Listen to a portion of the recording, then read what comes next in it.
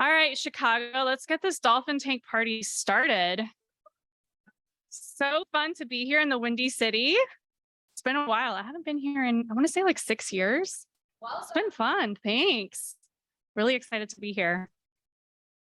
So do we have all of our company in the front row, all of our presenters sitting in the front row? Just to get ready. Awesome. All right, everyone. So I'm Evelyn Torres. I am the VP of Brands and Community for Springboard Enterprises, and I am spearheading Dolphin Tank with my coworker, Rachel, who is currently at DC Startup Week. So we divided and conquered for this event. I personally joined Springboard because I was inspired by Springboard's mission to help accelerate women entrepreneurs and help them build connections in the business community. And Dolphin Tank is a testament of what we do best. So I'm personally really excited to be here because we are focused on Black and Latina founders, because I am from Puerto Rico. So I'm really excited to be here and hear from our Latina ex-women. So we curated a special program for you guys today with incredible subject matter experts and companies who will introduce themselves in a little bit. But first, let me talk to you a little bit about Springboard Enterprises. Springboard is a 501(c)(3) non-for-profit, and we focus on making connections for women entrepreneurs. We pride ourselves in our vast network that we have been building for the past 22 years. Can you guys hear me okay? I hear somebody just went like this, so I want to make sure the room can hear me. We know that entrepreneurs only have a few minutes to impress investors and potential advisors. So Dolphin Tanks was curated in 2011 for the purpose of helping them improve their pitches. So today we will be hearing from 3 entrepreneurs, 3-minute pitches, and this is really exciting for all of you guys.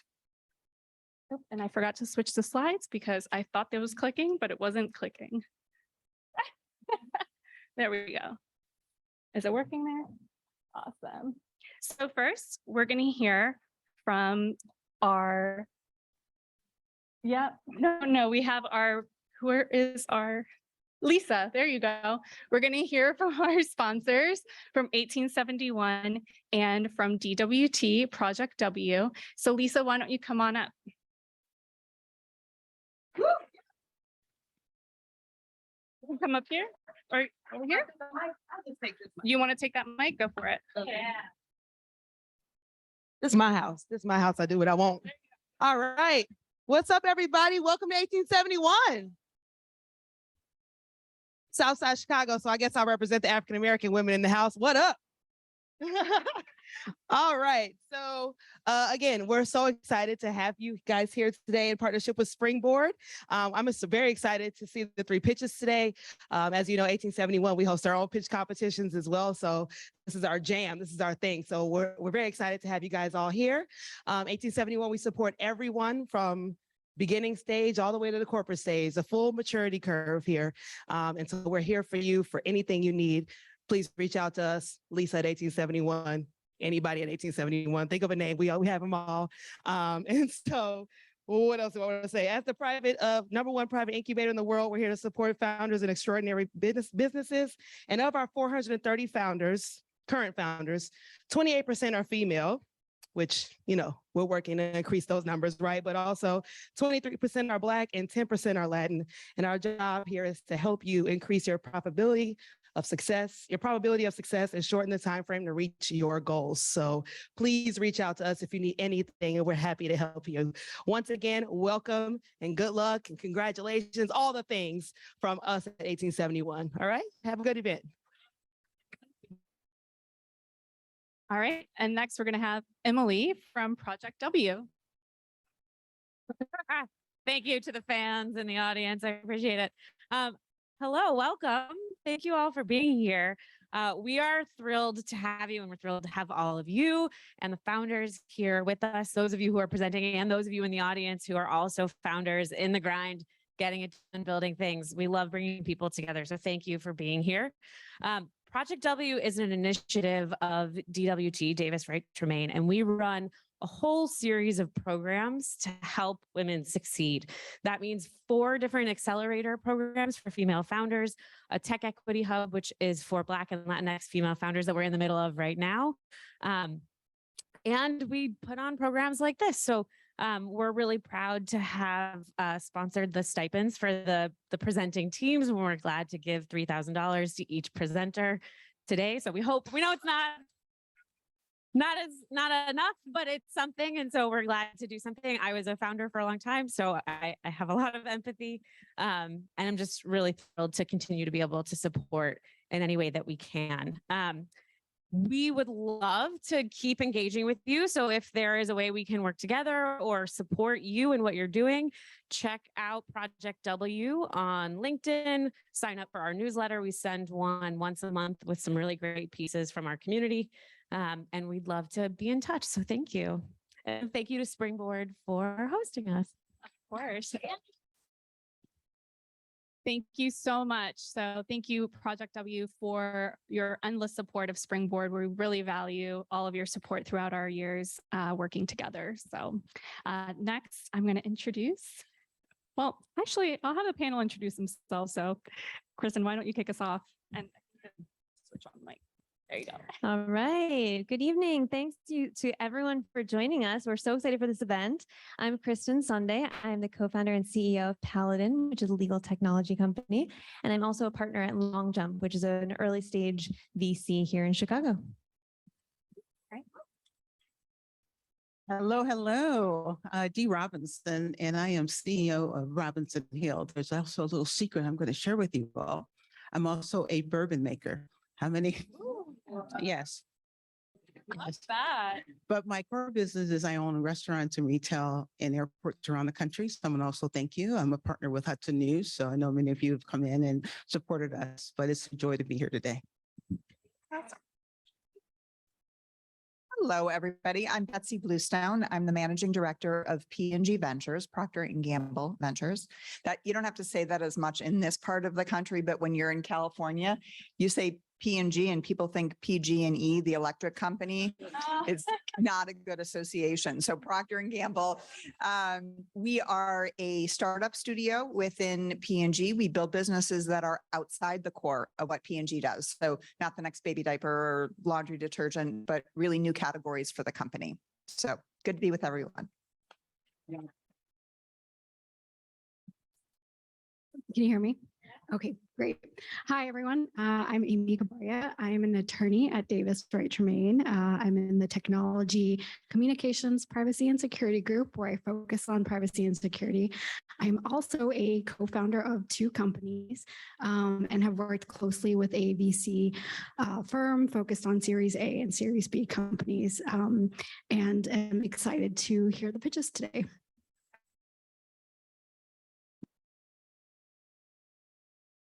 Hi, I'm Dimitra Georganopoulou. My day job is general partner at Qral Ventures. I'm a Springboard alum from 2010, and I'm involved with a lot of outreach programs, but you'll hear more about me in a second. So,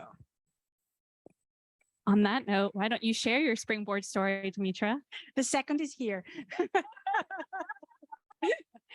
All right, so should I stand up?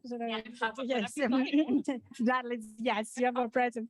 All right, so thank you for asking me to be part of this. Thank you, Natalie. So I'll tell you the story that I've told some Springboard alums before. So it was 15 years ago, and I was in a private equity group conference here in Chicago. It happens every February. Those of you that are in the area, you know what this is. We're in the Ritz downtown, and I was giving a pitch. I was an entrepreneur at the time. I'll tell you about my innovation cycle in a second. So I remember being in front of 50 people, I'll say for now, going up there and giving my pitch and like, okay, I got this. I started like, I got this. And by the end of the talk, I was like, I don't got this. There was a room of, let me check the diversity in here. The one just walked in, so full of old white men. And they were looking at me, are like, who are you, little girl, woman doing here? What are you going to tell us? There's no way we're going to fund you. We're going to shut you down. And everybody looked like that, tall with the suits, the 3-piece suits. It was like insane. And I remember that feeling of like, of powerlessness. And I was like, why am I feeling this way? And since then, I've made my mission to do anything that I can for women like me to go up there and never feel like that, or women and men that are in minorities that don't feel like this. They don't identify with the audience. They feel threatened by the audience and they don't do well. I pitched horribly that day and we didn't get a deal done. So then I decided, what can I do to change this? I'll tell you about some of my other initiatives, but Springboard was one of the things that I thought I would do. And I went to Springboard and I learned so many things. I'll give you the highlights. The best exercise we did is how to present ourselves. And as women, I remember we always identify with what we do. And everybody said, no, what's your brand? Like, I work for a big point of care diagnostics company. Like, no, but who are you? And I didn't get it. And they taught me how to embrace my brand, identify my brand, discover my brand, and talk about myself. I'll do this in a second, so hopefully I'll make you proud. And the second thing is to focus on the things that matter about me fundraising. What's the problem? Immediately, what is the solution? I remember at the time having a deck that I told about what we do 15 slides in. And I was setting it up and setting it up and setting it up. And I was like, everybody's like, come on already. And people like already were switched off. What's the problem? What's my solution? Why it's differentiated within the first 5 minutes? And they told me also many things. And above all, the network that I have now, all these years, because once you're part of Springboard, it's like Hotel California. You cannot get out, right? It's always there. So that's my first thing. I would recommend Springboard to all that want to qualify and are eligible. It's a fantastic experience. And having the empowerment, having the teaching about how to do the pitching properly, and having the network is one of the 3 pillars that Springboard provide. Okay, so then for me, what do I do now? Let me see if my branding exercise worked. My name is Dimitra, and I have been through the innovation life cycle in life sciences for the last 20 years. I started as an entrepreneur, so it took me 10 years to find out exactly what it takes to launch a successful product. And I moved to tech transfer, where I did this not just for one company, I supported the commercialization of multiple companies. And then I moved to the buy side as an innovation scout for a big pharma. And I did the same thing at tech assessment and due diligence for many, many companies. And now I'm an investor where I leverage my network to be able to fund high potential differentiated health science technologies. I ran out of breath, but this is who I am. Thanks, Emily. So with that, I hope to hear from all of you. I'm looking forward to the pitches and see how we can help you. So what connections to make. Yeah, that's right. Yeah. Thank you, Dimitra. That was great. Love that. So next up, we're actually going to do an investor session, which is really exciting. We're going to do a fireside chat. Now, this is new for our Dolphin Tank programming, so we're really excited to introduce it. And it's come from popular demand, as I like to say. So with Dee and Kristen, would love to kick it off with you guys to tell us a little bit about your backgrounds and really what interested you in the Springboard event as well today. Yeah, I think you guys have. Flip them up. It's on. Here we go.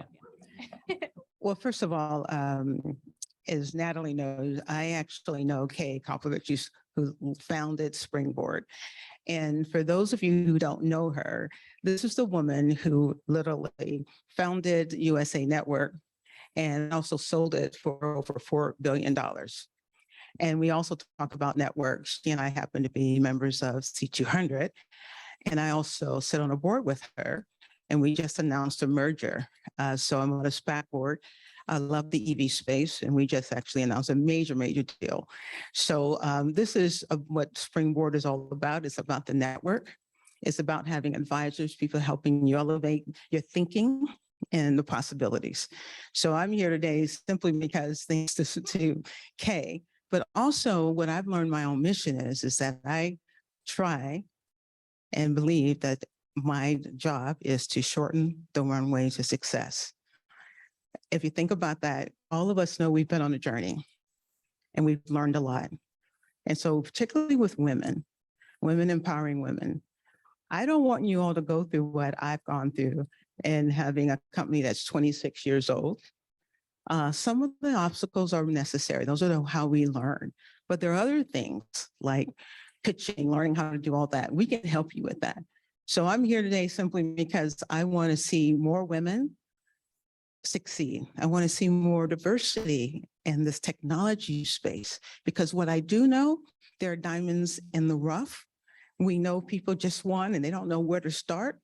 And so hopefully my participation will help women who look more like me think about technology, think about investing. And so I know we're talking about investing right now, but we can talk about why and how I invest. But I'm thrilled to be here. So generous. Thank you. Great. No, thank you for sharing that. So I am an accidental investor, actually. In my day job, I am the CEO and co-founder of Paladin, which is my legal tech, justice tech company. And we similarly, had a difficult time raising money. It's hard enough raising money, period. And when you are, when you come from a diverse background, or you're a woman, or in my case, working on an impact company that's, not necessarily the most understandable thesis to all the investors we pitched, it can be a little bit hard for them to match the pattern of what they're used to seeing and feel comfortable writing that check. So actually, after the death of George Floyd, a number of us came together in the community. There were initially 6 of us in our group that really catalyzed LongJump as a fund. 4 of us were Black and Latina. And we were already working in our communities, working with founders, hosting office hours and doing mentor programs. And we were part of the incubators here. IHCC, the Illinois Hispanic Chamber of Commerce, runs an incubator program here at 1871 that I was a part of. Really figuring out how do we, similarly help make connections for folks who might not have them otherwise, and help them grow their businesses as quickly as possible. So after the death of George Floyd, a number of local investors came to us and said, you know what, you all are already doing the work, and we want to put some significant resources behind that to really help catalyze these efforts. And so our initial goal was a small fund. We wanted to raise $1 million and write 20 50K checks. Well, we ended up getting so much interest. We were so blown away that we ended up raising over $5 million. And now we are writing almost 50, 100K checks to overlooked founders in Chicago. Thank you. Yeah. And I mean, for me, it's such an honor to be working on this project. And of course, it's very personal. I am one of 3 Latinas in Chicago who's ever raised more than $1 million in venture capital. 3.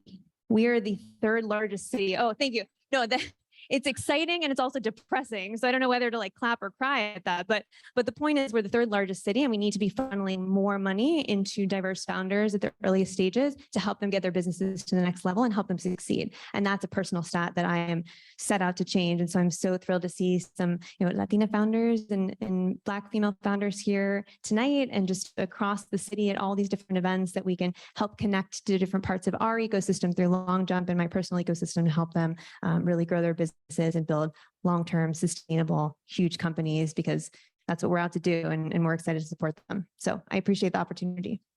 Of course, we're grateful that all of you guys are here today, and especially you guys giving some little insight for our entrepreneurs in the audience on what the investor is looking for.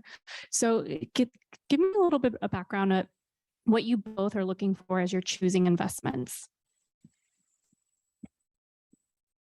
Well, to start, in a day, you end up investing in the jockey, who the person is and whether they have the experience. Ideas can be great, but great ideas without the proper management, the team will go nowhere. Mm-hmm. And so first I want to know who they are, how committed they are. I mean, sometimes you ask yourself, are they in it 100%? Or are they still trying to straddle the fence? I sort of jumped out there on my own. And again, I tell people not to do it the way I did it. But I left a corporate job and with a mother thinking I had lost my mind. But the jockey, first of all, and then I'm now looking at industry. There's a book called The Richest Man in Babylon. Do any of you know that book? Mm-hmm. Yeah. Well, I'll tell you really quickly. I remember reading the book, and there was all these folks who sort of follow the path with everyone, or they started investing on things that they have no knowledge of, or they didn't do their homework. So for me, like a lot of things I do now is in technology, but for instance, iCloud. I mean, and I look around, even how I spend my own habits. I happen to love the beauty space, by the way, and I just joined a new advisory board, and I also invest. I'm also a trustee for the PGA. And so the other thing I do is I invest in the sport. And what I didn't add earlier is the SPAC board is an all-female SPAC. There's every woman on this board has phenomenal with incredible talent. But the reality is that there weren't many women as well in the SPAC business, and it's not that difficult once you learn about it. But the reality is that I want every woman to be anywhere their dreams take them. And just because there's no one in the space does not mean that you don't belong there. And so I also look at women who are just taking chances and who have the courage to do this. And this is, again, why Springboard is so important. Providing the support, giving them that extra boost, that confidence. Because listen, I tell every woman, you were built to slay dragons. We really are. All right. You were built that way. And we don't recognize that the adversities that we experience in life really prepare us for this. So, I love putting money. I diversify in this portfolio, of course. People come. The pitch matters, because like I said, great ideas. And then they're getting up there and I've lost interest. So it just really depends on a lot of factors. But if I understand the business, I know I'm doing a deal that Bill Gates actually invested in. Now, I will tell you, that doesn't mean I should have invested in that deal. He's got more money that's spread around. He's playing a numbers game. But what I have learned is that he's in it. Why? And I think the number is like 90% of most startups, right? Don't necessarily get out the gate. But again, back to the first point I made, if the jockey's in. And also I've evolved. I won't tell you what I started in and what I ended in, but that's okay because that journey we're learning and I watch that as well.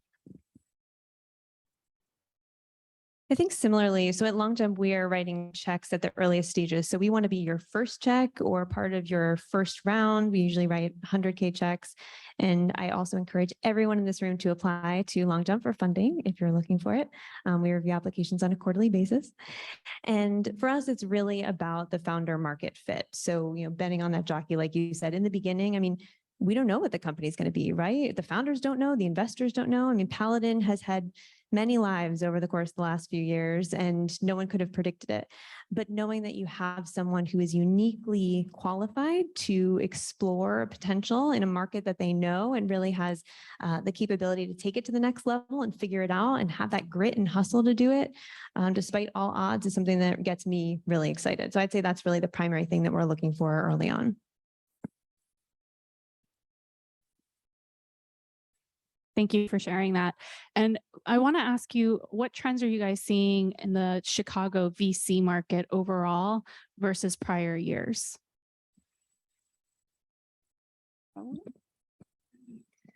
So we're in our first year, so my data set's limited here. But I will say that one thing that's really interesting about LongJump is that we are investing in overlooked founders, right? And that could mean, background or what they're working on, et cetera.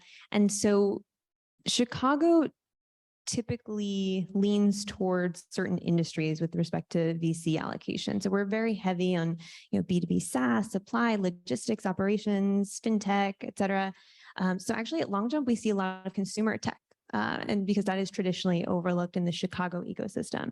We see other industries that folks are not typically getting funded for in the general VC ecosystem. So that's unique to us. But we are seeing more of that. And we are seeing a little bit more in the crypto and Web3 space in the past 6 months than we've seen the prior. I don't know what I'd say about Chicago and then I started a business here. I think it's one of the best cities ever to start a business. And give Chicago some love. Yeah. I was born in Cleveland, Ohio, and but I spent most of my adult life here, and I've lived in other cities, and I have not seen a city like Chicago that supports entrepreneurs. Look, we're right here at 1871. They told you about their amazing history. But I would say this is that the other reason I love the city is that you have access to so many people, so many resources. And also, Midwesterners, frankly, we're just nicer people than some other, and so that means we're more approachable. And, but no, honestly, there's a lot of examples of success here. And being an African-American female, you need to see that. You need to see me up here on the stage with all these amazing women, right? Understanding that what is possible. And here I saw more entrepreneurs than any other city that I ever lived. And they made me believe that I could do this. And it's so important. And so that's why I love Chicago across the board. One thing I also want to say about investing, we all sit here and probably think, how many think you got to have $1 million or a lot of money, and even to think about investing in venture capital? How many? Come on, admit that you think you got to have a lot of money. Don't be shy. Sorry, bring those hands up there. So the reality is you're right, but you're also wrong.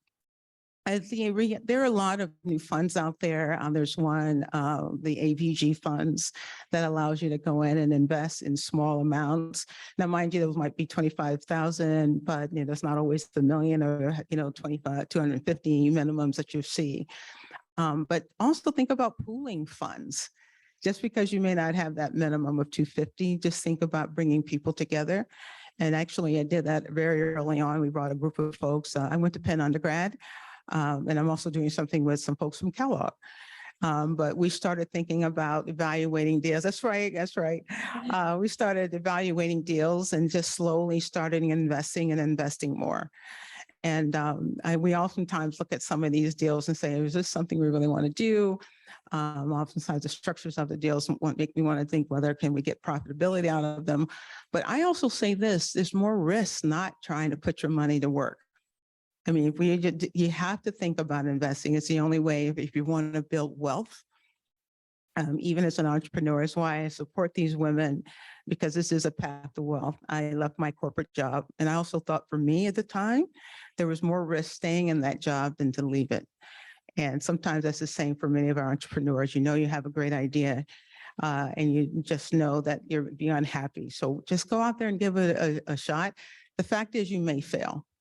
And there is success and failure, but you're going to keep trying. So I'm going to applaud all the women today who are going to present today, because you already instantly are in the 1% club. You're doing something that most people think about doing and never will. That's very true. That's very well said. And on that note, I want to ask everyone on the panel, like, one sentence of advice that you guys have, that you give yourselves as you're pitching or going into a presentation, that you could share with our entrepreneurs today to maybe shake the nerves off a little bit. So maybe Dimitra, if you want to share. I would say stay authentic to who you are and what this is about. Why are you passionate about what you're doing? And I think that if that comes off, you won't have the battle. Love that. I think there's a piece of advice I received many years ago, and perhaps a little cliched now, but I think it's very appropriate for those who are in the entrepreneurial space, and that's get comfortable, with being uncomfortable. Tonight, this may be either whether it's comfortable or not. I think that sort of motto can help a lot.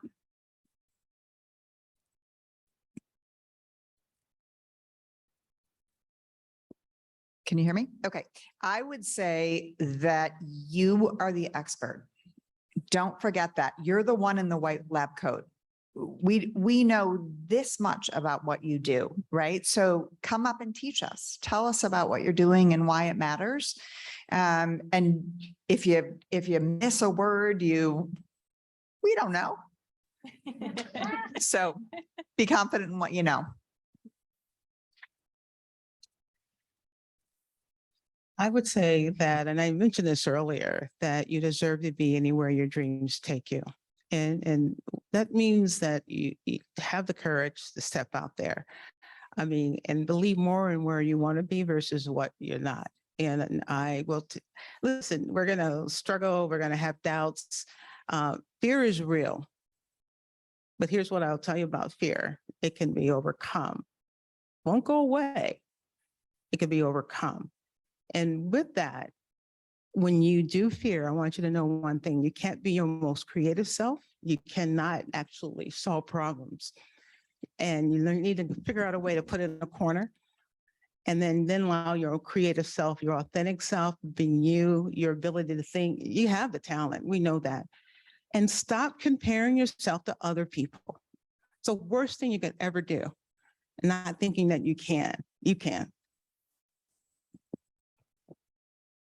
Oh, Those were so wise. Okay, mine's not going to be as wise as that, but I was going to say know your numbers. At the end of the day, like real talk, investors are writing checks to get a return. You have to know your business and you have to know your numbers. I think that was a great advice.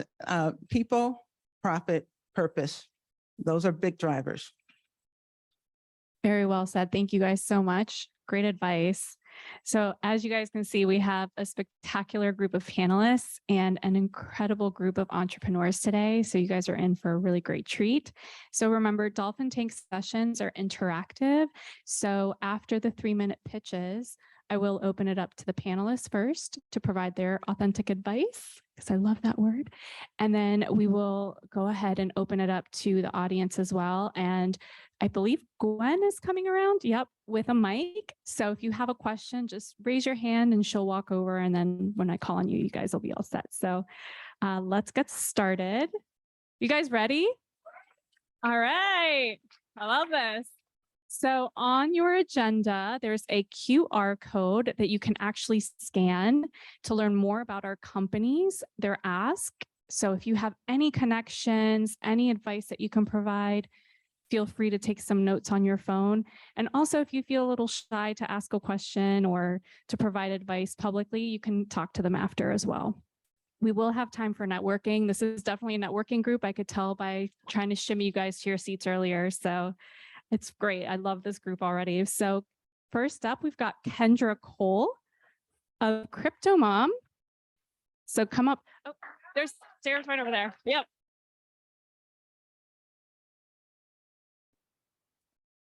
And you can stand on that corner there. And Natalie Buford Young, our CEO of Springboard Enterprises, is going to be timing us today.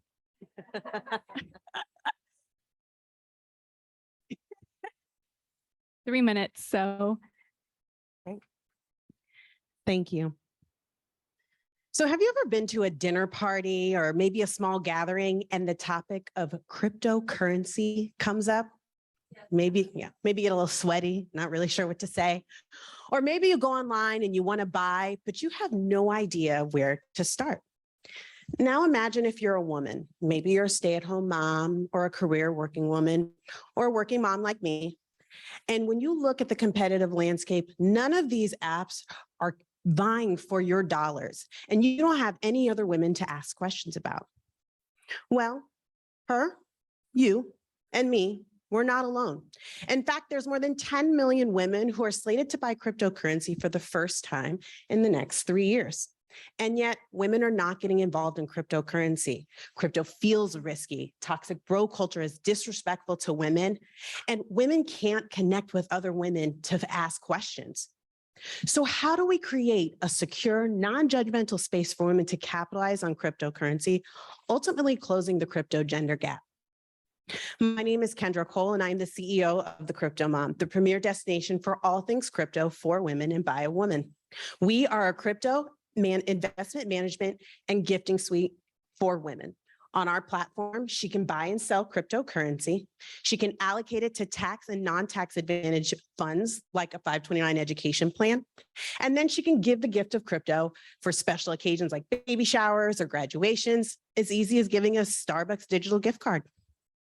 So how do we make money? Well, we do it in 3 ways. First, we take a commission for every Bitcoin transaction on our site.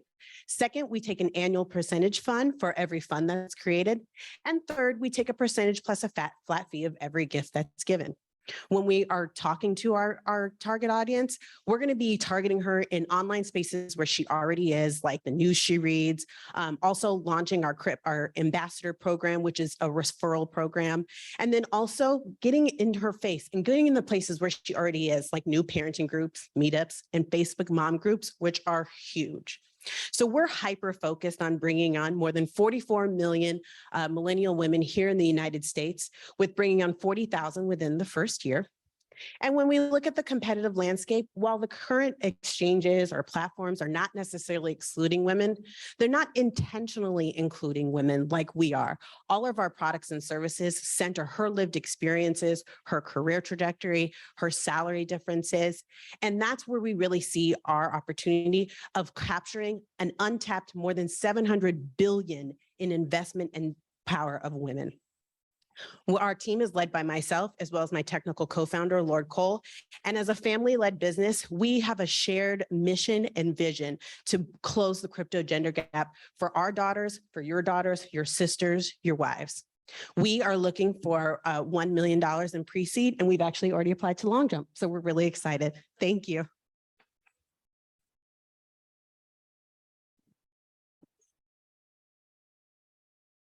Thank you, Kendra. How was that on time, Natalie?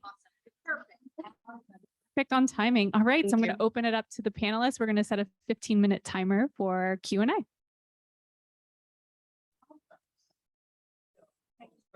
Yeah, She has my mic. there's plenty of mics. Yep. There we go. So first of all, great presentation and love the energy, and you engaged the entire audience and you brought us all in. The first question I have for you, even when I was reviewing your materials, how do we address the education and the risks of crypto? Because some will shut down instantly and the moment you hear that word, right? So I think in terms of that being a barrier, how do you manage that? Yeah, great question. So in version like 2.0, 3.0, we do plan to actually launch a CryptoMom Academy, where we do have different classes, podcasts, different ways for that engage women in the ways that are most convenient for their lives. So, if you're a stay-at-home mom, you may not have 2 hours to sit in front of a class in Coursera, but you might have 10 minutes to listen to a podcast while your kids are at the park. So we're going to be taking those types of things into consideration. I think right now, the other thing additionally is that we're really growing our online social media community. On our social media channels, we provide educational resources. We do like a crypto word of the week. So we are kind of addressing some of those educational platforms as well. And there's also a number of like Discord groups and things that we really see that are already established, that we see them as potential partners to bridge that educational gap. The thing about us though is that we want to be the only solution for women to actually take their dollars and put it directly into the industry. Last thing though is on the education is still understanding the why. It is still, but no. Yeah, absolutely. Why crypto, right? Oh, yeah, absolutely. Well, I mean, if you look at the landscape right now, the market as a whole is down. And, that's just the way that it is. We are betting on the fact that cryptocurrency is going to be here for the long term. And we don't want women to be left behind. And we need to get ahead of this now before 5-10 years from now, and you're just continuing to perpetuate the wage gap. You're continuing to perpetuate the crypto gender gap. Great. Am I going? Okay. Let's see. Can you hear me? Okay. I thought the pitch was great. You're very credible. I think it comes across that you know the space, you know your market, you know who you're going after, how you're going to reach her. All of that I felt like was really, really on target. One of the things that I think when you are in a more technical space that really helps to drive credibility is for people to know why you are uniquely suited to do the job. So you talked about your team and the mission, the passion of your team. I would dial up talking about what it is about your experience that makes you the person to do this. So I would love for you to tell all of us why you. Well, thank you for that question. And I agree. I think that a platform like this, you have to have the right team. And Lord and I are the right team. So we're able to attack this problem, both from the business side and also the technical side. My entire career has actually been committed to bringing marketing campaigns around women-owned businesses, targeting parents. I have more than 13 years in PR and marketing as a strategist. My technical co-founder, Lord, is a one-time founder of an automated trading firm. He's also a former CTO of a global cryptocurrency market making firm managing more than 81 coins. Wow, that's great. agreed with what's been said. Really great pitch. I love the idea. I may be your, I may go look this up afterward and sign up. Having We are taking wait lists. Our wait list is open. So Wonderful. please sign on. You can visit the CryptoMom.app and sign up now. The plug. The CryptoMom.app and join our wait list. Yeah, so you'll have one more name on Love a good there. plug. But I guess I would love to kind of hear. I think I heard you mention version 2, version 3. I'm assuming that means this is version 1, and just kind of understand where you are with the app and the product. And I asked this. It is a highly regulated space, and regulations do change. And so they're part of the risk is not only with just the coin and investment risk, but there's also that layer of regulatory risk. So we just love to hear how you thought through it. Yeah, absolutely. So the first question, where are we? So we have a fully developed MVP ready. The only thing that we're actually going through is, to that point, a compliance check with our crypto backend. One of the things that makes us different than the other exchanges is that we are going to be a fiduciary. So it's in our best interest to protect our users' assets. We're partnering with a trust company that is regulated and that's certified. So that way, should CryptoMom, which is not, but should CryptoMom go away, all of our users' assets are secure and separate from the platform. So that's the first thing. The second thing is that with our raise of $1 million, we actually have a regulatory and compliance strategy set in place, and that will take place over the next 15 months. And so that funding is going to contribute to being able to execute that, and also secure our registered investment advisor license as well. So let me just echo everybody. Love the energy. So this is great. I do want to say I feel a little bit excluded because it's only for millennial women. I'm Gen X. Can I still apply? You can absolutely still apply. I'm just tricky. Okay, so listen, what is the competitive analysis that we've done? Like, who else is out there? And like, if I learn from you, can I go and do this with a bigger crypto fund? Is this like something I can use you to, empower me, learn, teach me, and I'll go somewhere else? So what is happening? So there are other trading exchanges that are out there. Those are much more built around trading. So it's a buy and sell relationship. We're taking an investment management approach. So millennial women's trading strategy tends to be buy and hold. So it's a much more long-term, much more profitable approach. That's why our products are things like, 529 education plans, which are built for longer term investment.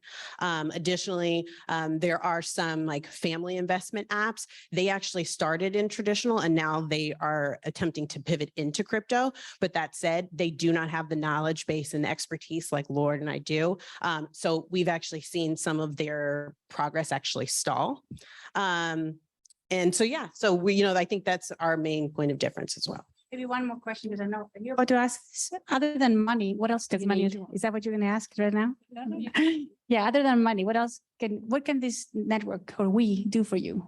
I think the one thing outside of money is just having additional sort of like mentorship, leadership. We have the technical expertise, we have the expertise from the business side, but I think continuing to be able to introduce us to, regulators, to be honest, or anything like that from a business standpoint, more introducing us to more VCs.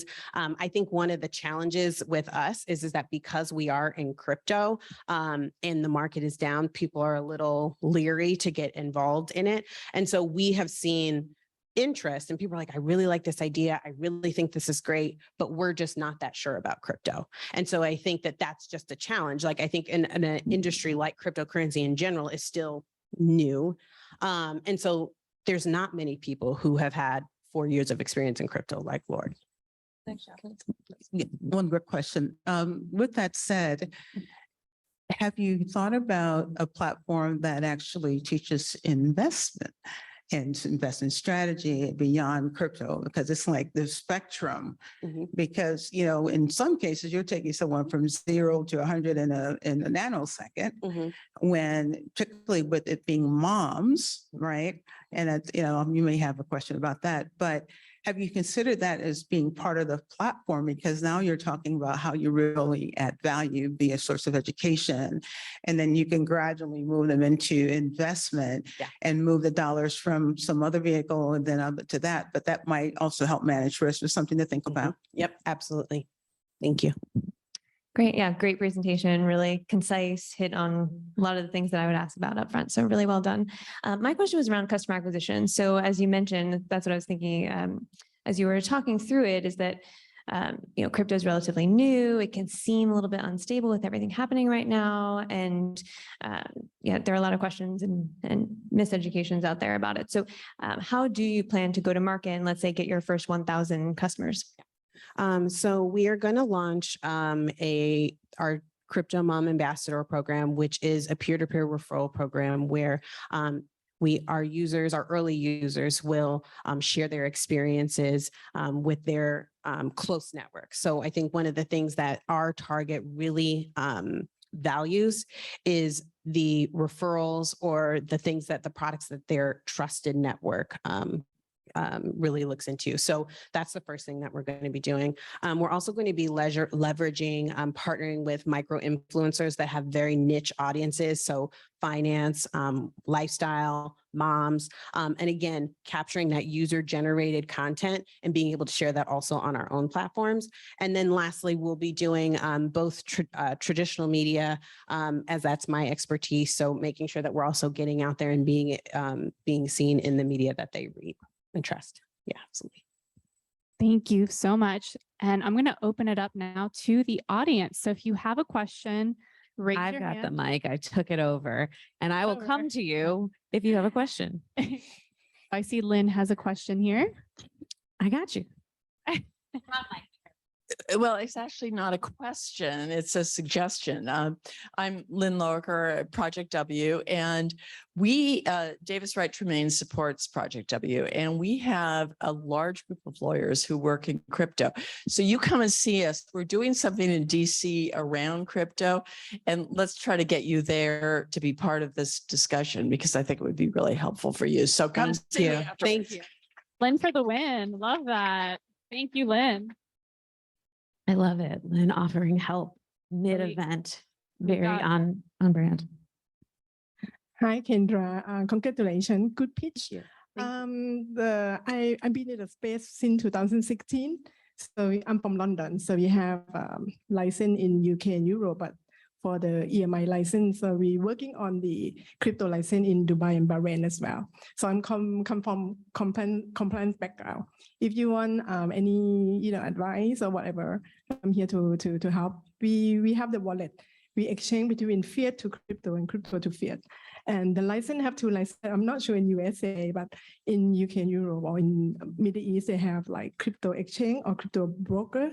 So exchange going to be quite difficult in my opinion, because you have to have liquidity and you have to think about hot wallet, cold wallet, and high risk as well.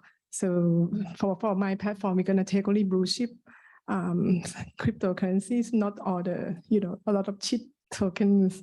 So if you need any to talk to me, so I'm been in the space and I'm from compliance background. Thank you. So. Thank you. Great. Another offer for help. Also, we do difficult things all the time. So I think you got this. Hi, Kendra. That was a great pitch. Thank you. And it's a super exciting space. And I really like your education on a fiduciary angle. My name's Sara. I'm a consultant for brand and marketing strategy for primarily pre-Series A or pre-seed startups. My question is around your brand and your customer segmentation, where your brand is very explicitly CryptoMom, but you're marketing to women. So how are you potentially thinking about evolving your brand to address the large segment of women who aren't parents, and especially millennial women? So we found studies that show that 80% of millennials will be parents in the next 5 to 10 years. So when we think about our name of the CryptoMom, one, it becomes a little bit aspirational. But also, you don't have to be a mom to be on our platform. So a lot of our language and messaging says women and moms. We also understand that, women identify as a number of things, right? I'm a woman, I'm a mom, I'm also a runner, I'm also, so I'm an aunt. And so all of those things, we understand that as well. So we see it much more as a messaging challenge and less of excluding people ultimately. I see Natalie. She's got her own microphone. Happen to have a microphone here. Solo So mic from the one, stage. Your logo should be a superhero that looks like CryptoMom. So that's kind of random. But the other thought is question is, what is your next key milestone that you want to achieve? Our next key milestone, so we have 10 alpha users confirmed right now, which we're very excited about. Once we kind of get through those iterations, we're going to be opening our private beta before the end of the year. So that's really massive for us. Follow on. At the end of the day, how will you know that you've been successful?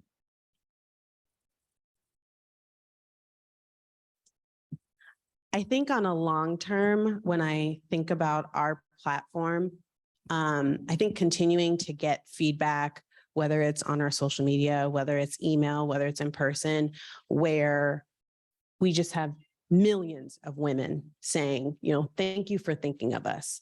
Thank you for vying for our dollars. Thank you for listening to us. Thank you for giving us a space where we can be heard and where we can be seen. Beautifully said. Thank you so much, Kendra. That was wonderful. Great presentation. Thank you to everyone. And next we have Sara from MuniTask.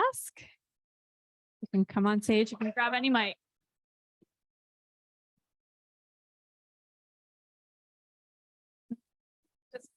Sara. Wherever you feel comfortable. It's okay.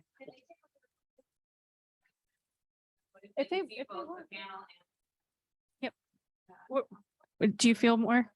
Wherever she what wants is the to be, audience Emily. wants? Yep. I'm okay anywhere. So okay. I can go up there. All right, let's Yeah, do just it. right there. Well, then she's I'll go right over here. You want to come over here? Yeah, let's share let's share the podium. There you go. Thank you. You can have it. Then I'll stand right here. Okay. You want to sit? No, you're fine. Let's move aside. Do you want? Yep. All right. You let them know. A little improv here. Yeah, no, wherever you feel comfortable. I'm going to take control here. Okay. There you go. You're still here. You're good. Yeah. All right. Awesome. Perfect. This works. There you go. There you go. Perfect. All right. And where's the timer? She's going to be timing. Okay. Yep. All right. Thank you. Just give me a little 10 seconds. When you start, she'll start the timer. Yeah, she won't cut you off. All right. You got this. Good evening, everyone. Buenas tardes. My name is Sara Agate, and I'm the founder of MuniTask. Across our nation, from the Chicago Tribune to the Denver Post, we have seen headlines, lifeguard shortage, need camp workers. How many of you have been to a pool or beach this year? Raise your hand. Okay, so we can see that parks and recreation work is a people business. And what we're doing right now is selling an online community platform to park and rec agencies so that we can help them with their seasonal staffing needs. Let's think about this. We're in Cook County, Illinois, and there's 135 local governments with over 300 public parks with an estimated current need of 3,000 seasonal workers. That's huge. So imagine if I go and sell my online community platform to all 135 local governments at $25,000 each, that's over $3.3 million in revenue. Now, the way we'll get revenue is through subscription and onboarding fees. And the way we get our seasonal workforce community is through referrals, partnerships, and marketing. But I've been bootstrapping, so I need your support. And I'm a public servant attorney who has served in and around government for over 12 years. So this company to me is really about service. And I'm not the best TikTok social media person. So I'd also like your recommendations for the TikToks so that I can get the Gen Z in the platform. And what's really important is about getting a data architect and a solutions architect, a software engineer, so that we can go ahead and build out the data infrastructure. Because right now it takes like 7 to 21 clicks on local government websites, and they're a headache to actually find the job. So with that being said, MuniTask will be the nation's #1 seasonal workforce community platform for our park and rec agencies. And I'm starting right here. So I believe that achieving a seasonal workforce platform by hiring people, building a community for them so that we can work on retention 3 to 5 years out, and centralizing through a job board marketplace is honestly for our public good. So do you want to Parks and Rec with me? Thank you. Great job. How are we on time? Awesome. Great. So now we're going to start the 15-minute Q&A, and I'll open it up to the panel. I can start. You said a little bit about your public service job. First of all, I love the energy also. Like, this is amazing. Great pitch and great humor there at the end. Tell me more about the credibility of why you, because it sounds you asked for amazing people to help you build the app. Yeah. So then what is it that you bring to the table? Yeah. So thank you so much for that. And I'm going to go into a little storytelling here. So as I mentioned, I've been a public servant for over 12 years. I've worked in Congress, in the United States House of Reps. I've worked in the Illinois State Senate. I've worked in the Illinois State Appellate Court. I've worked in the federal appellate court as well. So I'm really about service. And this company, when you come to Founder Market Fit, I'm only missing the executive branch, and that'll be in about 20 years. I'll get there. So I really understand what people find cumbersome and challenging when it comes to bureaucracy, when it comes to talking to government people. Like, that's my jam. I love that. And when I wanted to take this leap of faith starting this year, because this company started this year, I said, I want to work close to my government people because it is challenging to innovate sometimes inside, but that doesn't mean we don't want to. So that's the #1 thing I bring is customer discovery when it comes to my local public parks. And this is a really high note I'm going to share with you all, is that I'm co-developing a pilot right now with one of the top 3 largest park districts in the state of Illinois. And I don't think any other founder who would want to enter the space could do it as quickly as I have in 7 months. So while I'm not technical, I can understand that speak, and I'll get up to speed on it. And I actually built our MVP with a no-code tool earlier this year. I think I'll be okay.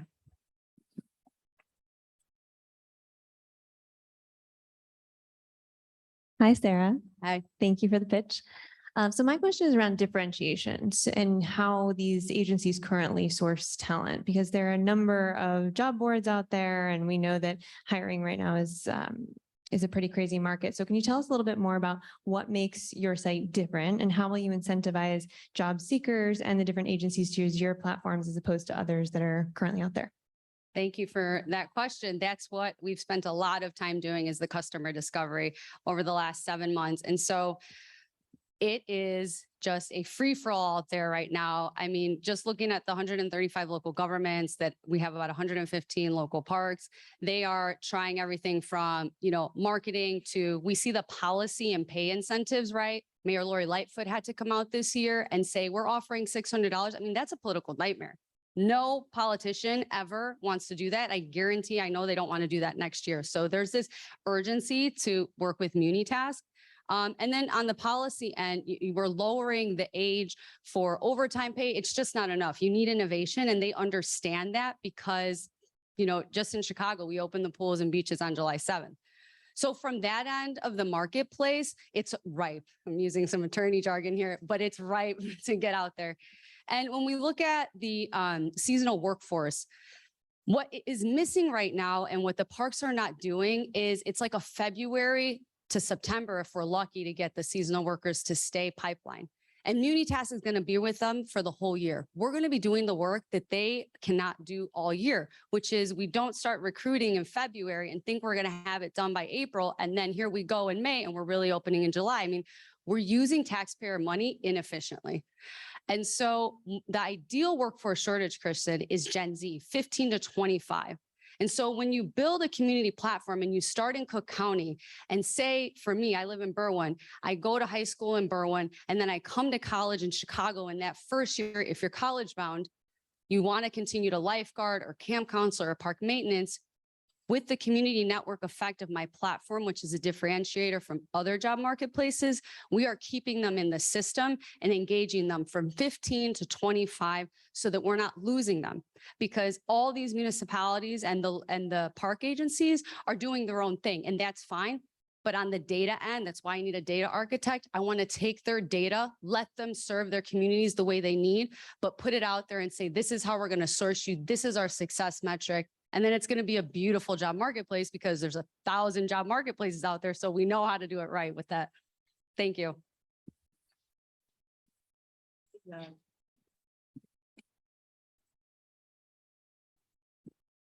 So first of all, nice energy, nice pitch.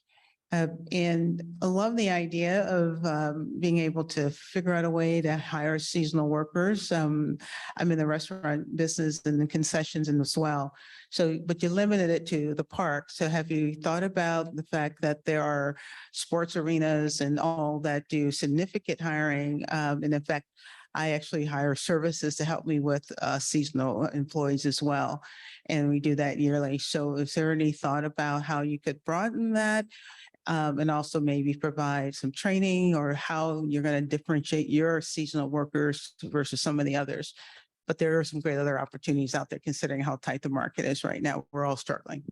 I hear you, Dee. I like that. I come actually from a family of restaurateurs. It's in my bio. I'm second generation Sicilian American. And so when my family came here from Sicily, that's what they did. They opened restaurants in the Chicagoland area. And oh boy, do I understand that they need people. So right now I'm really focused on my niche industry, which is local governments, parks and rec, because I want to do a quality job. Because we all want the beaches to open like after, Memorial Day, right? Like, I don't want to be waiting to go to the pools at July 7th. So for me, it's really important as a public servant, as a new founder, to just serve this industry that has just this local and global effect. So as an attorney, before I started, I was healthcare regulatory. And so with that public health background, I understand social determinants of health. And to me, it is heartbreaking that parents are worried about camp counselors not being, camps not being staffed. And then I see when it comes to physical activity and obesity in the Latino community, and we're 26% Latinos in Cook County, that I need to make sure my community has access to the park, that the graffiti is getting cleaned, that the leaves are getting swept, that they have the fitness instructors. Like, it's a personal mission for me when it comes to that public health part. So all that to say is I'm going to focus right now on making sure our parks and recs are open, that I'm serving the government, and that we're going to do it well for a few years, because there's already a lot of competitors out there serving hospitality. And I could name them for you, but I think we know who they are. So we're going to stick to what we're doing right now. So my question for you is about the problem that you're solving. So you've talked about the hiring challenges, the labor shortages, but you acknowledge that every one of these organizations has their own website, and it may take you 25 clicks to get to where the jobs are. Is that the problem? Is the problem that people don't know where to go to find out where the jobs are? Or is the problem that there is something with the desirability of the jobs or the training, or, right? So how have you thought about the more holistic problem than just, how do I find out that there's a job? Yeah. So how do I find out if there's a job is just like my in to get this question. So thank you for giving it to me, because we all hate trying to pay for your parking ticket, and it takes way too many clicks. So when it comes to customer discovery on the ideal workforce, which is Gen Z, that's 15 to 25, of course, having to click more than twice is an issue. So it's like top priority. We've also interviewed them and those who have been a bunch of seasonal workers, and they talk about wanting to basically have like a continuum, like if I'm going to invest, because a lot of park districts make you pay, but again, they're now going to start paying for them because they want to bring in people. I want to know that I can go back to my job and stay connected and have it be reputable. And that's the beautiful thing about government, is that they really do like the reputation builder on their resume. I know this because I've done the interviews with them. And then third, when we're talking about Gen Z and the seasonal workforce community, we see that even though some park districts were able to hire, okay, some of them, the majority did not, they do not have the internal infrastructure when it comes to marketing and retention and all of that to move quick enough compared to private tech companies to put like all that money into just like 2-3 people. So the ability to co-collaborate with me and work on the outside is an advantage to them. And quite frankly, when it comes to Gen Z, they are a little, standoffish about government. So government is not going to be able to effectively do this on their own. Great pitch. And it's a really interesting, I don't think I've seen anything around, something similar to what you're doing. So, again, really interesting to hear. I think my question actually builds off of the last one, and you might have just answered it, but perhaps this is a chance to say more.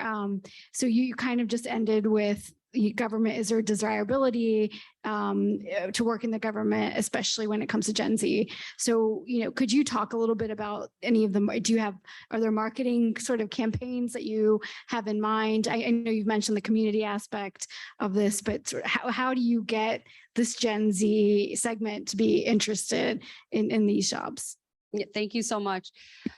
What we hear from Gen Z so far, why those lifeguards who, start at 15, 16, 17, 18, and then they dropped off about sophomore year in college, kept doing it, is because they were working with their friends, community. And so when they were working all day, sitting in the sun or being a camp counselor, they got breaks with their friends. So that's why I emphasize community. And that's what differentiates my job board marketplace, is because we want to curate that community. And if we know anything about the content creator community and Gen Z, like that's where it's at. Like, let them tell me what to do. And so that's how we're going to do it, is we're going to curate that community for them. We're going to give them a place where they can continue to connect, the referral system, give them a little money, maybe donate a little bit out, because we are, a social impact startup. That's what we're about. Can I build off even more on the first question? Let's just build off. And this is Dolphin Tank, Springboard. So this is a safe environment, and this is Chicago. Let's take it to the next level. One of the biggest reasons I think we couldn't have lifeguards is that sex scandal we had last year, right? So this affected a lot of, I'm imagining, inferring women applicants that didn't want to go back. Like, if this is the job area, I'm not going to do this.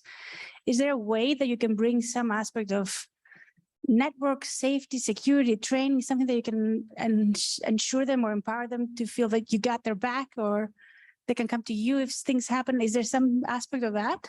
Yeah, and that's a great question. We had that happen in Chicago, it happened in Evanston, and unfortunately, it's starting to come out that it's happened at other parks throughout the nation. So while I'm not an HR expert, we do talk to a lot of HR people. That lends to more of a reason why local parks and rec need me, because they cannot be the face to get people in. And as we build, right, you need a new rebranding. Hey, here's MuniTask. Like, you're coming to us first, and then you're going to the government with one click. And I think when we build the community, when we listen to them, we'll be able to answer those questions. But if I sat here and said, I know exactly how to empower, a 16-year-old Gen Z lifeguard, that would have to come from my customer discovery. It's just a little bit far too early for me to figure that out, but I'm very well aware. I've read those reports, and it's horrendous. And that's why they need a little bit of rebranding to work with us. All right, now I'm going to open it up to the audience. We got Emily. Who wants the mic? Who's got a question? Ooh, nice. The other side of the room. Putting me to work. All right, who's back here? Yes. Hi, awesome job on your pitch. And I think especially early on, there's always a lot of questions that are hard to field. But I'd love to hear a little bit more about your business model and how big this opportunity is. Thank you. What was your name? Megan. Nice to meet you, Megan. So the business model, so we have a financial model working with the financial advisor that we have. And so we're looking at basically we need to get some data really to flesh out some of the metrics. And so that's why we're co-developing this pilot with the park district right now. But the market is huge. I mentioned that there's over 300,000 public pools and beaches. That's just public pools and beaches. Don't get me started on like the camps, right? And facilities. I mean, it's endless. And there's over 31,000 local governments in the United States of America. Illinois is one of the top 3 states with the most local governments. We have over 8,000 local governments. It is insane, like compared to Indiana, who has like 3,000. So, but it's still a lot, right? And you see differences in state regulations on how these entities are structured. And so you really have, when I mentioned $25,000 in Illinois, that's because the statute in Illinois has that limit at $25,000, but they give discretion to the Parks and Recs to change that like bidding limit. So you don't necessarily have to go through this whole budget process. And that's what's important. And someone like me can figure out is that I can get in the door at this amount to start, and then 3 months charge this. And then, you know, a year down the line, do the subscription fee, et cetera. So it's a huge market. I mean, we can go all across the nation, and I don't think it infringes on anybody else in the market that's doing a job marketplace, because no one, honestly, I haven't found someone who really wants to focus on seasonal work with parks. Sarah, what is 25,000? Maybe I missed it. So that's from the statute, the compiled statutes in Illinois. It's like basically the budget limit that you can have before you do an RFP. But within that, you allow the parks to make their own limit. So when I talk to my parks customers, you know, some of them are at like $38,000. Some of them like, oh, you know, 29. It just depends. So that means you don't have to go through a traditional local government process. And that's the insights that other founders are not going to have when it comes to this company. Awesome. And I just got the nod from Natalie that we hit time. So thank you so much, everyone. Thank you so much, Sarah. That was great. Great presentation.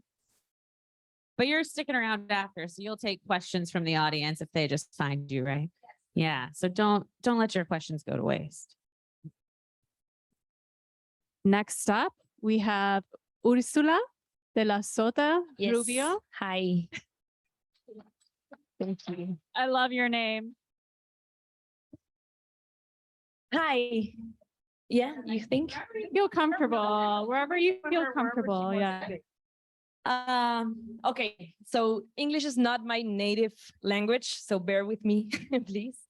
I'm going to tell you about Cuentologia. Cuentologia started with one single simple story that I wrote to my nephew. I wrote a story about nightmares and how he was going back to his parents' bed every single night.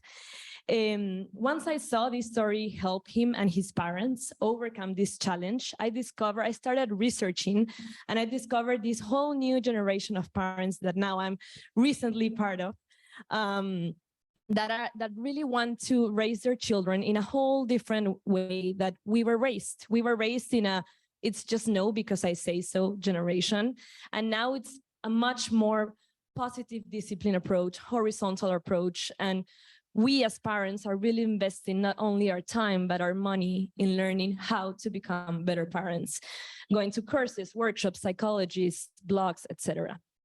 I'm sorry, I have my notes. So when we double click on their kids, our kids, we can also see a new generation of children that is not only emotional hit after this pandemic, but they're also glued to the screen and they're not using at all their imagination. So when me and my sister, who is my co-founder, she's all the way back in Peru, we put all the puzzle pieces together, Cuentologia is born. Cuentologia is now an app that you can actually download right now in your app store, full of audio stories, podcasts, and meditation based on real racing challenges. It's a subscription-based platform, a monthly or annually subscription. And the three main things that make Cuentologia special is that one, our stories are 100% original. They're all based in real parents' needs. How do I explain that your parents are getting divorced? Or how do I explain nightmares? Or how do I explain even a war or remote work, like simple things and complex things, just to reach out and connect with my children. The second thing that makes us unique is that all of our content is psychology endorsed. All of our audio stories are complemented with parental guides and tips, and they are expert endorsed. And the third one is our production. We really take time and passion in putting original music, amazing sound effects. Of course, we're competing with screens, right? We have to be an immersive experience. And the best and my favorite is Latino voices and talent. If you hear our stories, you're going to hear Argentinian, Mexican, Colombian, Peruvian accents, bringing our characters to life. So results, right? Numbers. We launched a little bit more of a month ago, 1.5 months ago. So we're very recent.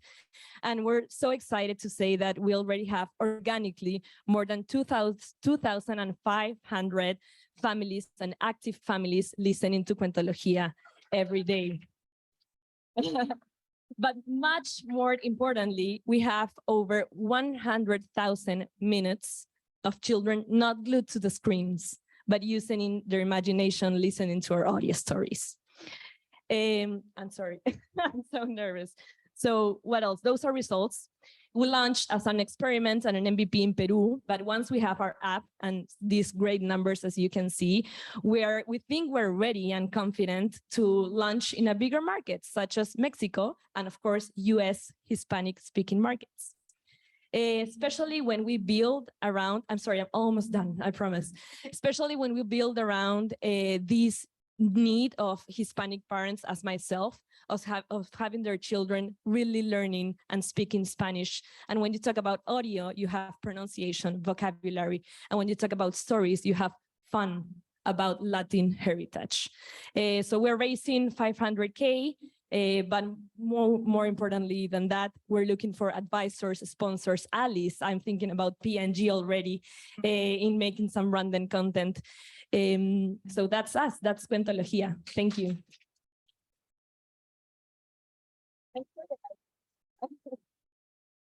Job, Ursula. And I'm going to open it up to our panel. So the 15-minute timer starts now. So tell us a little bit more about the business. First of all, loved it. I'm like, can I learn Spanish to get on this? Or tell us more about the business model. Like exactly, I missed subscription. And, yes, and then it's a subscription model, monthly or annually. We'll of course benchmark it and see a little bit of the competition around it. It's $399 per month or $39.99 yearly.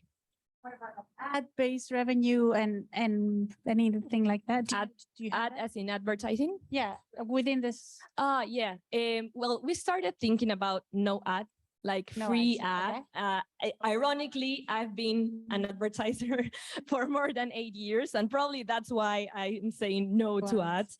But we can really create, me as a creative director for many years, I can really create branded content, amazing branded content when you share an agenda. For example, if you're talking about a bank as a client and you make a story, an audio story, or a super funny podcast about saving as a purpose of life, it can be brought by a bank, you know, and not necessarily interrupted by the advertising. And the last question, your content is limited, right? So can I have a subscription for a year and then hear everything you have?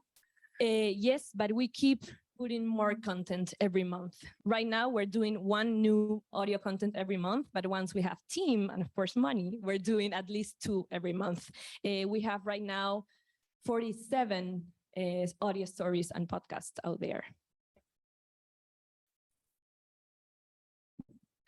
Yeah, great pitch, really great energy. You know, you just mentioned the team, and I was going to ask about that when you were talking. You said this was expert endorsed, and you've kind of incorporated psychology into the stories. And I was just curious, and I would love to hear more about, do you have someone on your team who's a psychologist, and how did you go about doing that? Yes. So the main team is me and my sister and my CTO. We're the founders. And then we work with advisors. One is a psychologist, one is a UX, and one is a growth advisor. So that psychologist is the one that not only endorses, but makes all the parental guides to the stories. Great. So I love the idea. I think it's just really clever. I really believe that there are so many parents who are struggling with how to approach all of the issues that I dealt with when my kids were little, and then now there are new issues all the time. So my first question for you is, how do you grow with the families? Like, do you have a specific target age of how old the kids should be? And how do you, if you think about, you know, having brands that are sponsoring different segments and stuff like that, how do you grow with your audience? It's all about content. Actually, I would say content and data. Right now, we are focused on, I'm sorry, because of the back, I'm trying to be like, you're good. Yeah. So we now right now offer content for from 3 to 8 years old. Okay. But we have already been looked for brands, for example, Pampers brands, saying, you know what, I'm interested. So we were thinking about why not, for example, white noise stories to going to sleep. So that's more for babies, 1 year old, 2 year old. And then we have talked up with teachers because we're exploring this bootstrapping B2B experiment. And they're super interested in, you know what, we need teens listening to podcasts. There's not a lot. And you can see all the audio trend right now, right? Audio trend, podcast trend, everybody is listening to a podcast, and there's not enough offer to children, nor either to teens. So why not start doing content for them? So I think if you say it that way, we can accompany a baby until he's, 15. That's great. That's great. I wanted to just tag on something that you said before me that I think is really important, is the credentialing. And I think that parents today are looking for somebody who is an expert. And so it's awesome that you've got a psychologist that is an advisor. If you haven't done so already, I would really think about how do you put that front and center in your communication so that parents know that they are getting something that is really effective. Yeah. Yes. And building on top of that, we can actually touch and see the results and the impact. Like parents can write to us every day. I want to thank you because since your story, Yo Solo, which means by myself, my kid, he dressed horribly, but he dressed by himself, and he doesn't want anyone to help him because he's independent, So we can really see the psychologist and emotional development, and I think it's a great idea to start saying that from scratch. First of all, great presentation.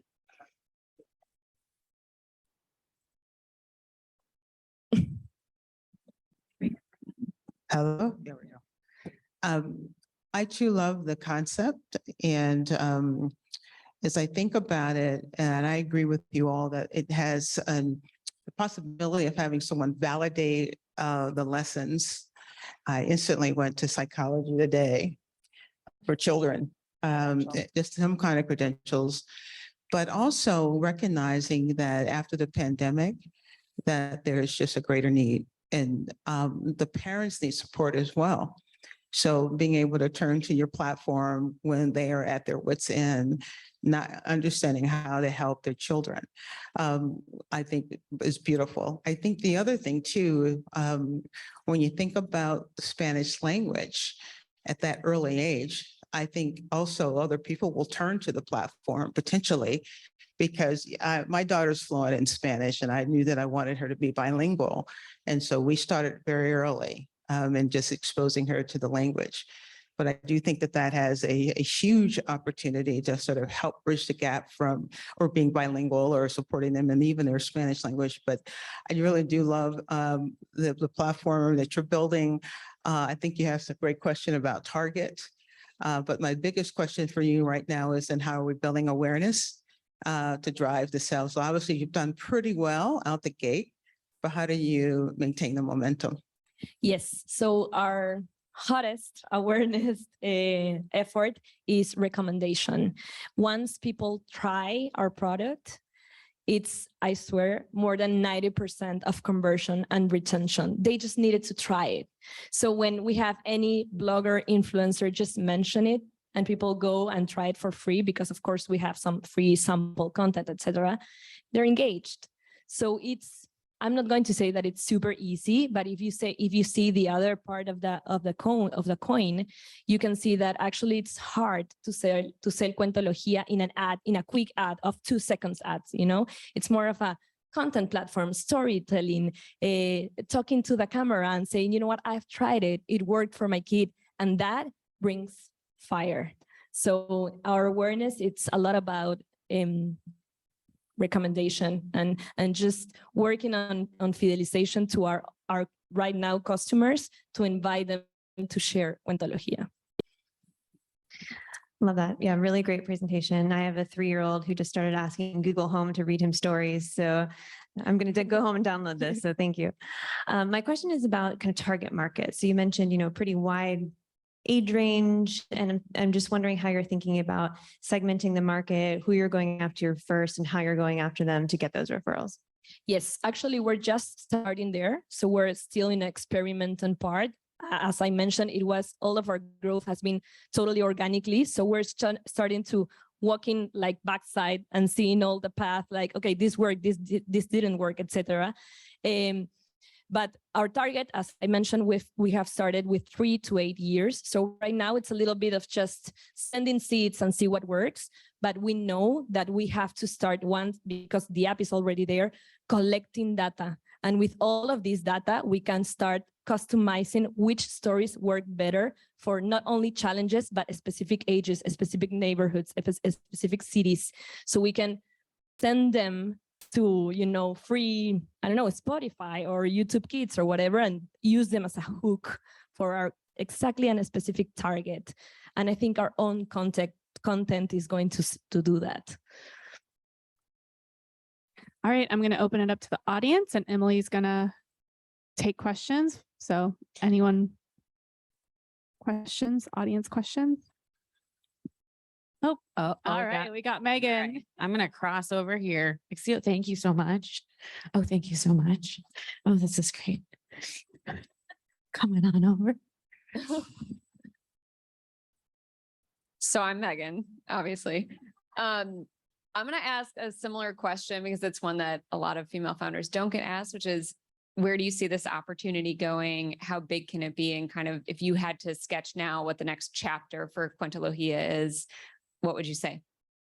I would say the opportunity is not only in the market size. I mean, we're talking about 40 million Spanish-speaking families around the world, Mexico, US, which is huge, and Latin America.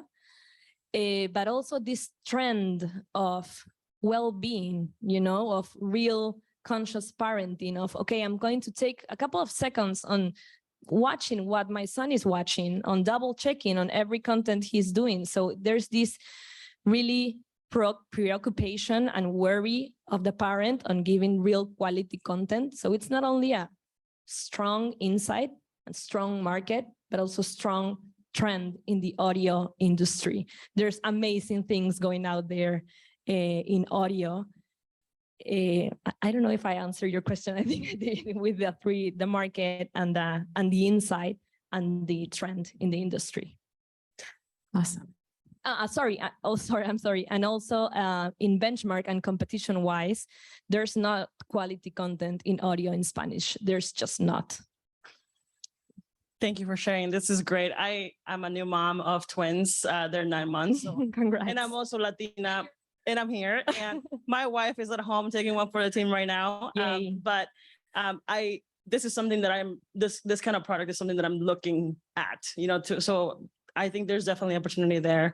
I'm curious, I think this is kind of more of a build onto that question, because have you considered expanding to different languages? I mean, I think there's definitely an opportunity here to do this at scale. Is that something that you're already thinking about too, or are you just focusing on Spanish right now? Of course, we're one step ahead as always, at least in our sleep. We want to translate, of course. We first need to really make the brand stand out, really connect with the Spanish-speaking market, and then once we have our best players, start translating in them, because it's not only about language, it's also about insightful and subjects and things to write about, not only the Spanish just translated, so we really want to start making stories in different languages, of course, because there's a lot of offer in entertainment in English, but not so much in academic and not so much in emotional learning. You can find things in STEM, in math, in coding, but not so much in emotional and social skills. So that's a big opportunity to also add on the Megan answer. Yeah, especially post-pandemic when people have been isolated for so long. Yes. That's an area. We have one more. Oh, we have 2 more. Do we get to do 2 more? Well, felicidades. Oh my gosh, this is so exciting. I just wanted to throw out an idea and a suggestion, having a lot of friends and people that I know that serve on school boards that work in the education system. So when you come to Cook County, because we have 26% Latinos here, I live here actually. Oh, okay. Yeah. Okay. I didn't know you said your father was Peru. So I was like, are you back and forth? But that's awesome. I'm original from Peru. I lived 3 years in Mexico, but I've lived in Chicago for 3 years now. Perfect. We can get coffee. Just maybe think about, that parenting is your target market. But I think, again, underestimated is governments as in local, like school boards as customers. I mean, these are like open markets. And so if you could get into, the school districts that are heavily dominated, think of Elgin, think of, just in Chicago, or think of down in Peoria. And you could get the schools to offer it as a service, right? The school is paying you, but they're offering it as a service to the students to help with reading and scores across the state. Yes, B2B. I mean, I think that also could be really lucrative. Yes, that's a great idea. And we have always thought about it. We have a started wing in B2B, which is really interesting. We have bootstrapped all the way from here, like 1.5 years now. And it all has been because of B2B-ish things, brand and content, co-creations, creating things. So I think there's a super interesting thing about being B2B and not only B2C also for Cuentologia. Yeah, I think everyone in this room wants you to grow big. Hi, I'm Chrissy. I'm so excited about this. It's actually something I had been working on for a little bit. Not quite this, but in the vein. And I'm like, she's doing it. Amazing.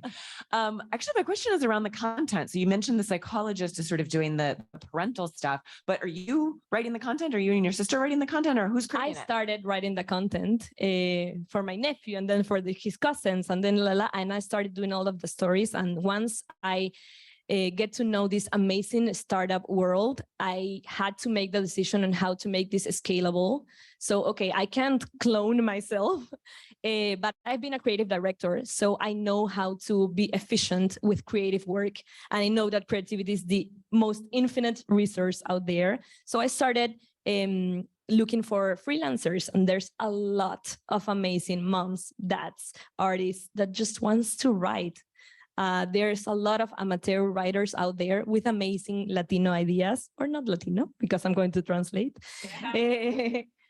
So yeah, I'm actually building a team that in the future probably can become another wing, which is a creative crowdsourcing of people that just loves to write.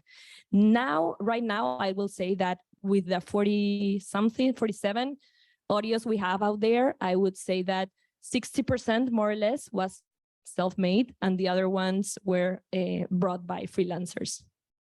Cool.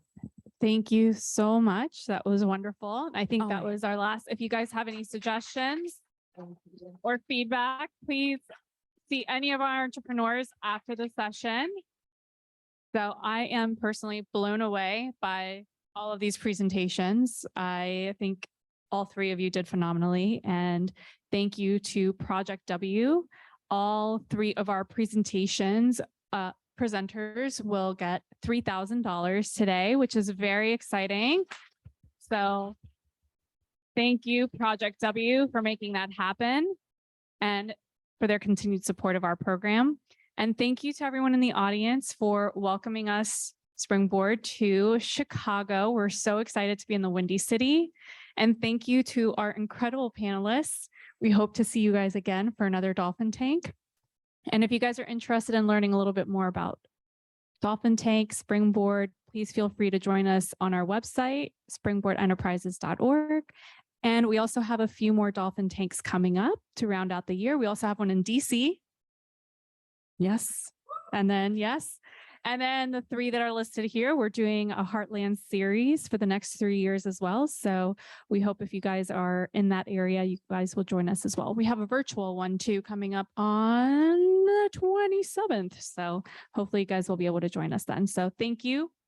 Thank you to our sponsors. Thank you to 1871 for hosting us and Project W. Just a logistical point. So the bar is still open in the other room. We didn't want to move everything in to disrupt your beautiful pitches, but food is in here. So get your drinks, come back and eat the food. I just wanted you to know it is there for you. That's all. You can continue. I'm going to sneak in a Emily, little awesome. shameless pitch, but it's really for these beautiful women who came up here, and I know they were nervous, uncertain, and they know, I hope that you all learned a lot.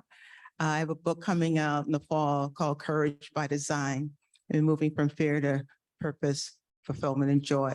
And I watched you all literally transform from getting up here and then doing something. So you all are actually getting an early copy of the book.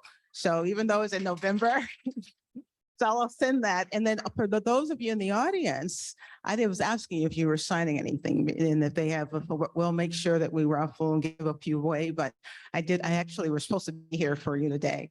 And I actually had planned on having it for all of you, but I wanted to make sure that these amazing women got the book. And as I said earlier, you all are stepping into an area that many don't and won't, and they allow fear to keep them back. And I want you all to continue to move forward.